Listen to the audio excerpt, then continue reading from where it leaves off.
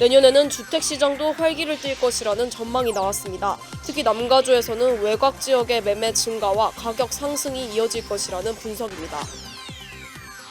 도널드 트럼프 전 대통령의 대선 출마 자격을 놓고 주마다 엇갈린 판결을 내놓고 있습니다. 미시간주 대법원은 트럼프 전 대통령의 대선 경선 참여를 제한할 권한은 없다는 판결을 내렸습니다.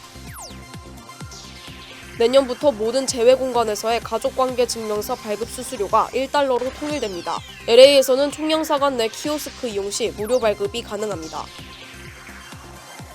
뉴욕에서 관광객들이 흉기에 찔리는 사고가 벌어졌습니다. 남미에서 놀러온 여행객 가족이 갑작스러운 공격을 받으면서 10대 소녀 2명이 다쳤습니다. LA 한인타운 시니어센터에서 오늘 하루만 251명이 새해 첫 학기 강의 접수 신청을 마쳤습니다. 어르신들은 내년에 더욱 건강해지고 젊어지겠다는 열정을 드러냈습니다. 교통사고 및 상해 피해 총 20억 달러 승소. 트럭이나 버스 같은 대형 차량과 교통사고가 나셨습니까? 브라이언 타필라와 시즐로에서 7,450만 불을 승소하였습니다. 상해로 인해 브레인 인저리를 당하셨습니까? 3,170만 불을 승소하였습니다.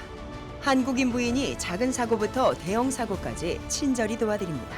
213-468-1000번 브라이언 타필라와 시즐로 213-468-1000번. 여러분 안녕하십니까? 한인사회 중심 뉴스 SBS 뉴스입니다. 첫 소식입니다. 금리 인하가 기대되는 내년에는 주택시장도 활기를 띨 전망입니다. 특히 남가주에서는 오렌지 카운티와 리버사이드 등 외곽 지역의 매매 증가와 가격 상승이 이어질 것이라는 분석입니다. 반면 LA 다운타운과 한인타운 등 도심 지역은 수요 감소로 더딘 회복세를 보일 것으로 예측했습니다. 전영훈 기자가 취재했습니다. 내년 들어 몰기지 금리 인하가 본격화되면서 주택시장도 활기를 되찾을 것이다. 대부분 경제 전문가들은 내년 주택 경기가 활성화될 것으로 예상하고 있습니다. 몰기지 금리가 내려가면서 매물이 늘어나고 결국 주택 매매 증가로 이어질 것이라는 전망입니다. 이제 거래가 된 걸 보면은 값이 이렇게 많이 올라가고 있는데 오히려 이자가 내려가가지고 이제 융자가 더 활발하게 되면은 하려고 나온 집들이 더 많아지게 됩니다. 그 얘기는 이제 집값이 그렇게 올라가되 그렇게 많이 올라가지는 않을 거라고 생각합니다. 남가주 지역에서는 특히 오렌지 카운티와 리버사이드 지역이 주목받을 것이라는 분석입니다. 외곽 지역 선호 현상과 새로운 주택 공급이 이들 지역 주택 가격을 계속 끌어올릴 것으로 예측했습니다. 오렌지 카운티 보면 주택 같은 것들은 작년 올해는 5%를 지금 올라간 거고, 그리고 제일 많이 올라간 거는 리버사이드 카운티를 많이 올라갔어요. 반면 LA 다운타운과 한인타운 등 도심 지역은 급감한 수요가 회복되는데 시간이 걸릴 것으로 예측했습니다. 아직까지도 재택근무가 많이 시행되고 있고 노숙자와 취업 문제가 심각해 선호하지 않는다는 겁니다. 홈레스 이슈도 있었고, 그리고 또 그 도덕 같은 것들도 있어서 그래서 좀 많이 떠났어요. LA 위치에는. 그래서 LA 시장은 그렇게 리커버는 조금 시간 더 필요한 거고. 대부분 전문가들은 연준의 금리 인하가 예상되는 내년부터는 침체된 주택 시장이 본격적인 회복기로 들어설 것으로 기대했습니다. LA에서 SBS 전영웅입니다. 네, 도널드 트럼프 전 대통령의 대선 출마 자격을 놓고 주마다 엇갈린 판결을 내놓고 있습니다. 미시건주 대법원은 수정 헌법을 근거로 트럼프 전 대통령의 대선 경선 참여를 제한할 권한은 없다는 판결을 내렸습니다.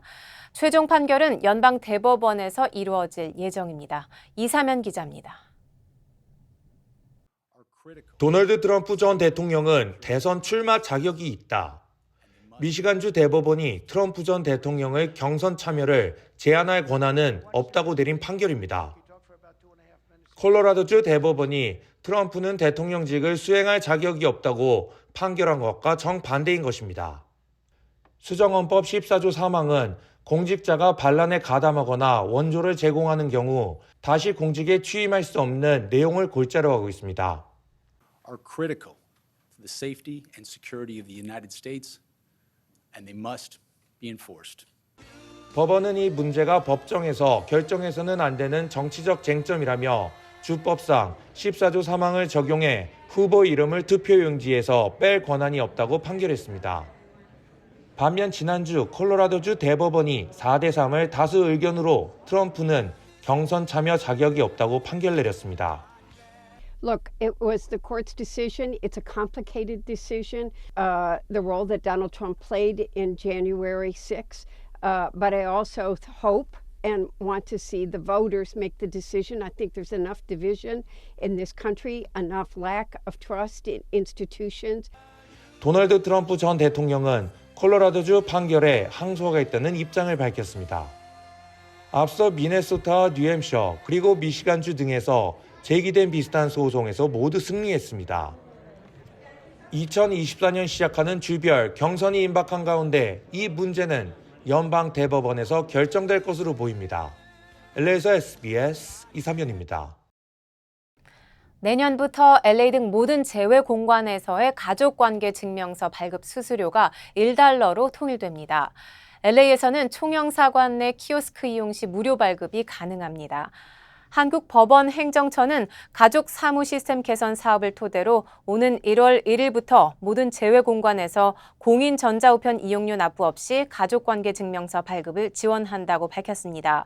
그동안 가족관계 등록관이 파견되지 않은 재외 공관에서는 공인 전자우편 방식으로 증명서 발급 업무를 처리해오면서 $1 50센트 정도의 추가 수수료가 발생해 공관별 발급 비용에 차이가 생기는 문제가 있었습니다. 시스템 장애가 발생할 경우 행정처나 재외동포청의 조치가 어려워 불편이 야기되는 지적도 제기됐습니다. 이에 행정처와 외교부는 행정처 가족관계 등록정보 시스템과 동포청의 시스템을 연계해 전산정보처리 조직을 이용하기로 합의했습니다. 한국행정처 측은 이번 조치로 재외국민의 경제적 부담도 줄고 시스템 장애 발생 시 즉각적인 조치가 가능할 것이라고 설명했습니다. 뉴욕에서 관광객들이 흉기에 찔리는 사고가 벌어졌습니다. 남미에서 놀러온 여행객 가족이 갑작스러운 공격을 받으면서 10대 소녀 2명이 다쳤습니다. 연말에 그것도 경찰이 곳곳에 깔린 뉴욕 중앙역에서 벌어진 일입니다. 뉴욕 김범주 특파원입니다. 관광객이 많이 몰리는 뉴욕 중앙역 식당가에서 현지 시간 크리스마스 날 점심 무렵 10대 소녀 2명이 흉기에 찔렸습니다. 식당에 들어온 한 흑인 남자가 자리에 앉아서 메뉴를 살펴보는 척하다가 갑자기 가까운 거리에 앉아 있던 한 가족을 공격한 겁니다. They had no idea he was even there, and he just pulled the knife out of his pocket. He stabbed one girl in the back. 16살 언니를 먼저 다치게 한 다음 도망치려던 14살 동생의 허벅지를 잇따라서 공격했습니다. 주변에 있던 경찰이 뛰어와서 곧바로 이 남자를 체포했는데 이미 17번 체포된 경력이 있는 36살 스티븐 허처슨으로 확인됐습니다. 피해자들은 연휴를 맞아서 파라과이에서 여행 왔던 가족들인 걸로 알려졌습니다. 뉴욕은 최근 이스라엘 하마스 전쟁 관련 각종 시위나 폭력 사태가 일어날 가능성이 있어서 경계 수위가 올라간 상태입니다. There's an added concern because of some of the protests you have been seeing, and there was an attempt to disrupt the tree lighting. 중앙역도 경찰이 집중 배치된 곳이었지만 사고를 막기 역부족이었다는 점에서 현지에서도 우려가 나오고 있습니다. 뉴욕은 한국 관광객도 매년 16만 명 이상 찾고 있는데 연말연시 기간에는 특히 각별한 주의가 필요합니다. 뉴욕에서 SBS 김범주입니다. 캘리포니아 DMV의 온라인 서비스가 대폭 확대됐습니다. 차량 등록국 DMV는 최근 몇 년 동안 대대적인 웹사이트 개편으로 온라인 처리 서비스를 2배 이상 늘리고 소요 시간도 크게 단축해 이용자들의 편의를 도모하고 있습니다. 지난 2019년 20개에 불과했던 온라인 서비스는 최근 48개까지 늘어 많은 업무들을 온라인으로 해결할 수 있게 됐습니다. 운전면허증이나 차량 등록증, 장애인 주차카드 갱신과 번호판 스티커 교체, 주소 변경 등도 온라인으로 처리 가능해졌습니다. 올해 지금까지 DMV 웹사이트를 통한 업무 처리 건수는 2,700만 건에 달해 2019년에 1,870만 건에 비해 800만여 건이나 치솟았습니다.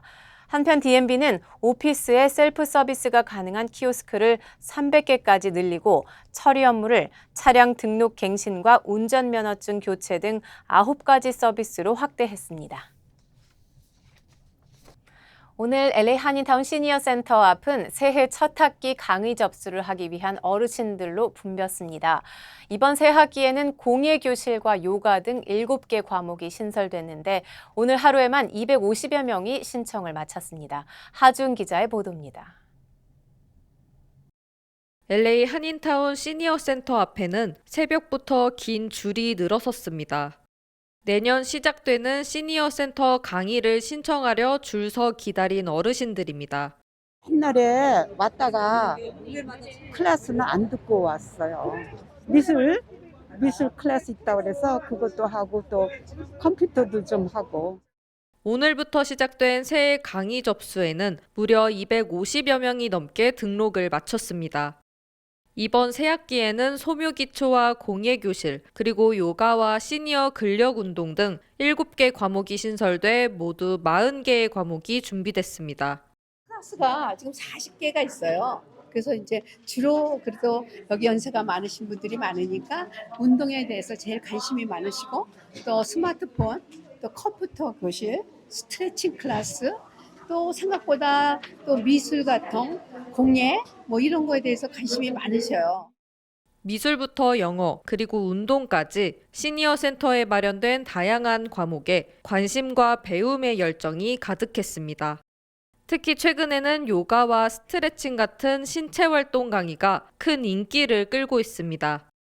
더구나 예전부터 수강자가 몰린 스마트폰 사용 등 일부 강의들은 오전에 접수가 조기 마감되기도 했습니다.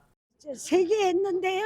시니어 댄스하고 요가하고 시니어 근력 운동 주로 운동 쪽으로 했어요. 저희 남편 병원에 있다 나오셨는데 좀 운동을 하셔요. 밖에 나와서 좀 운동을 하시면 도움이 될 것 같아서 시니어 근력 운동을 제가 좀 택해서 좀 해볼까 하고 오늘 처음 나왔습니다.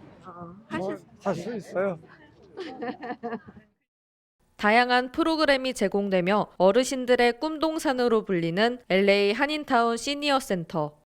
내년 학기는 더 많은 강의 클래스 제공과 점심 식사 제공 등으로 서비스를 확대할 방침입니다. LA에서 SBS 하주은입니다. 이번 주말까지 LA 지역에 다시 비 소식이 있습니다. 새해 첫날에도 비가 전망되고 있습니다. 국립기상청은 LA와 벤츄라 카운티 지역에 이번 주 후반에 비가 내릴 것이라고 예보했습니다. 겨울 폭풍의 영향으로 내일까지 흐린 하늘을 보이다가 금요일인 모레부터 비가 내리기 시작해서 그 다음 날인 30일까지 계속될 거란 전망입니다. 0.25인치 정도의 강우량이 예상되는데 많은 비가 계속되기보다는 소나기 형태로 내릴 가능성이 높습니다. 올해 마지막 날인 31일에는 일단 비가 그칠 것으로 보이지만 흐린 날씨는 계속되며 다음 주 월요일인 새해 첫날 비가 내릴 가능성도 클 것으로 관측되고 있습니다. 기온은 주말까지 남가주 대부분 지역에서 평년 이하로 떨어져 쌀쌀하게 느껴지는 날씨가 될 것으로 예측됩니다. 북한이 얼마 전 김정은에 이어 이번에는 주요 간부들이 값비싼 수입차를 타는 모습을 공개했습니다. 이런 고급 차량은 북한의 수출이 금지된 품목인데 이걸 이례적으로 공개한 이유가 무엇일지 김하영 기자가 짚어봤습니다. 조선중앙TV가 공개한 어제 노동당 중앙위원회 전원회의 영상. 참석자의 행렬 옆으로 벤츠 S클래스 마이바흐 풀만으로 추정되는 차량이 멈춰서고 뒷자리에서 정치국 상무위원 김덕훈 내각 총리가 내립니다. 국내에선 2014년까지 판매되던 모델로 당시 판매가만 8, 9억 원 수준으로 알려진 차량입니다. 지난 8월 간석지 제방 붕괴 사고로 김정은에게 질타를 받던 김덕훈이 최고급 차량과 의전을 제공받은 건데 김정은의 재신임을 확인할 수 있는 장면입니다. 역시 상무위원인 조용원과 최룡해도 세단형 벤츠 S클래스를 타고 등장했습니다. 모두 직접 운전을 한 듯 운전석에서 내렸고 최룡해는 원격 전자키를 이용해 차문을 잠갔습니다. 생산 시기는 다른 벤츠 S클래스가 적어도 넉 대 이상 주차된 모습도 공개됐습니다. 자기 측근 간부들에게 선물 공세를 통해서 충성심을 유도하는 그런 방식이라도 볼 수 있겠죠. 유엔 안보리는 고급 차량을 사치품으로 규정해 대북 반입을 금지하고 있고 북한으로의 운송수단을 수출, 판매, 이전하는 행위도 제재 위반으로 규정하고 있습니다. 북한이 관영 매체를 통해 간부들의 고급 차량 이용을 노출시킨 건 이례적인 일입니다. 지난 8일 김정은이 벤츠 마이바흐에서 내리는 모습이 확인된 뒤 제재 위반 논란이 다시 불거졌는데 이에 아랑곳하지 않는다, 제재를 우회할 수 있다는 걸 보여주려는 의도로 풀이됩니다. SBS 김아영입니다. 한국 정부가 국제사회의 러시아 제재에 동참하기 위해 수출 제한 품목을 늘리기로 한 데 대해 러시아 정부가 보복할 조치를 취하겠다고 경고했습니다. 러시아 외무부는 이런 조치가 한국 경제와 산업에 피해를 줄 거라며 놀라서는 안 될 거라고 밝혔습니다. 정구희 기자가 보도합니다. 미국 주도의 러시아 제재에 동참해 우리나라도 수출 제한 품목을 늘리기로 한 것에 대해 러시아는 즉각 반발했습니다. 러시아 외무부는 한국이 서방 세계의 반러시아 제재에 동참하고 있다며 한국 경제와 산업에도 피해가 있을 거라고 경고했습니다. Рестрикции нанесут ущерб практическому сотрудничеству между Россией и Республикой Корея. 특히 경제 보복이 우리나라 조치보다 강하게 이뤄질 것임을 시사하며 나중에 놀라지 말라고 말했습니다. На всем комплексе двусторонних связей. Мы оставляем за собой право на ответные меры, причем не обязательно симметричного характера. И пусть потом не удивляются. 패트리어트 미사일을 미국에 수출해 사실상 우크라이나 지원에 나선 것으로 알려진 일본에 대해서는 가장 심각한 결과를 낳을 것이라고 경고했습니다. 산업통상자원부는 지난 26일 러시아 제재 공조를 위해 수출 상황 허가 대상에 682개 품목을 추가했습니다. 추가된 품목은 중장비와 항공기 부품, 차량용 배터리 등 무기로 쓰일 가능성이 높은 품목입니다. 이에 따라 수출 제한 대상 품목은 총 1,159개로 늘어나게 됩니다. SBS 정구희입니다. 얼바인 대형 쇼핑센터 스펙트럼의 회전목마 앞에서 아기를 안은 여성의 지갑을 훔치는 소매치기의 영상이 공개됐습니다. 얼바인 경찰은 해당 영상을 공개하며 주민들의 제보와 주의를 당부했습니다. 영상에서는 아기를 품에 안고 회전목마 앞에서 줄을 기다리고 있는 여성에게 남녀 용의자가 접근해 여성 바로 뒤에 바짝 붙어 줄을 기다리는 척하며 여성의 핸드백 안에서 지갑을 훔치는 모습입니다. 순간 피해 여성은 용의자들을 향해 잠시 뒤를 돌아봤지만 크게 의심하지 않는 듯 보였고 용의자들은 곧바로 달아났습니다. 경찰은 낯선 사람과 거리를 유지하고 밖에 있을 때는 가방을 지퍼 등으로 완전히 잠글 것을 조언했습니다. 올해는 위안부 모집의 일본군의 관여와 강제성을 처음으로 인정한 고노 담화가 발표된 지 30년이 되는 해입니다. 담화를 발표한 고노 전 중의원 의장이 당시 총리도 강제성을 인정했다고 말한 기록이 공개됐습니다. 도쿄 박상진 특파원의 보도입니다. 1993년 8월 4일 고노 당시 일본 관방장관은 중대 발표를 합니다. 위안부 모집에 일본군의 관여와 강제성을 처음 인정한 이른바 고노 담화입니다. 従軍慰安婦として数多くの苦痛を経験され心身にわたり癒しがたい傷を負われたすべての方々に対し心からお詫びと反省の気持ちを申し上げる. 사죄와 반성의 뜻을 밝힌 지 30년 만에 강제연행을 인정한 경위가 공개됐습니다. 중의원이 오늘 공개한 고노 전 장관의 당시 구두 기록엔 미야자와 총리도 심증으로 분명히 위안부 모집이 강제로 이루어졌다고 생각했다고 말했습니다.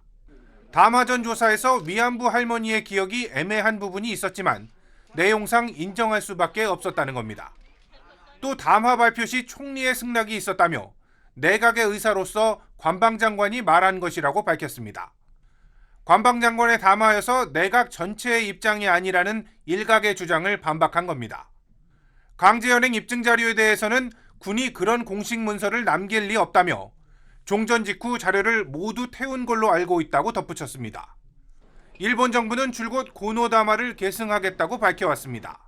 하지만 검정교과서에서 점점 위안부 내용을 줄이고 가해자를 모호하게 표현하는 등 계승의 진정성을 찾기 어렵다는 지적이 나오고 있습니다.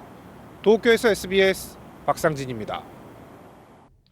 지난 4년 동안 한인들에게 무료 정보들을 제공하던 LA 한인의 앱 서비스가 종료됩니다. 각 지역 주요 한인사회 소식입니다.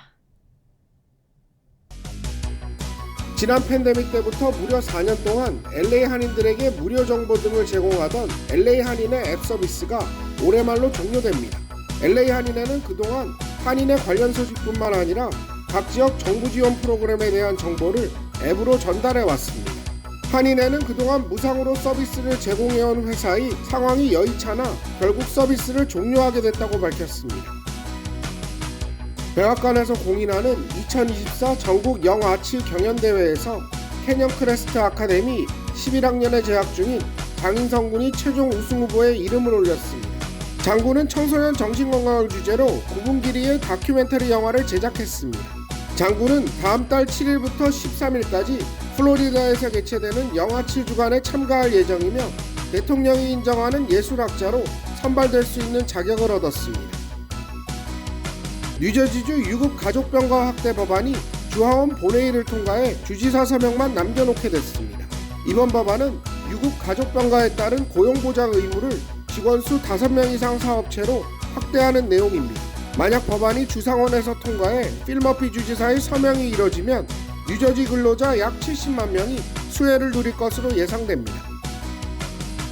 전 대통령의 일대기를 그린 다큐멘터리 영화 기위의 김대중이 다음 달 7일 오후 5시 워싱턴 한인 커뮤니티 센터에서 상영됩니다. 고대현 김대중 기념사업회 워싱턴 중앙본부 이사장은 많은 분들과 함께 그분의 삶과 대한민국 민주주의를 다시 돌아보는 기회가 되길 바란다고 밝혔습니다. 사랑의 어머니회가 창립 28년 만에 스와니에 회관을 마련했습니다. 황혜경 회장은 회원들이 모금한 돈으로 회관을 마련했다며 앞으로 라인댄스와 태극권, 그리고 건강체조 등 다양한 수업도 진행할 계획이라고 밝혔습니다. 교통사고 및 상해 피해 총 20억 달러 승소. 트럭이나 버스 같은 대형 차량과 교통사고가 나셨습니까? 브라이언 타필라와 시즐로에서 7,450만 불을 승소하였습니다. 상해로 인해 브레인 인저리를 당하셨습니까? 3,170만 불을 승소하였습니다. 한국인 부인이 작은 사고부터 대형 사고까지 친절히 도와드립니다. 213-468-1000번 브라이언 타필라와 시즐로 213-468-1000번.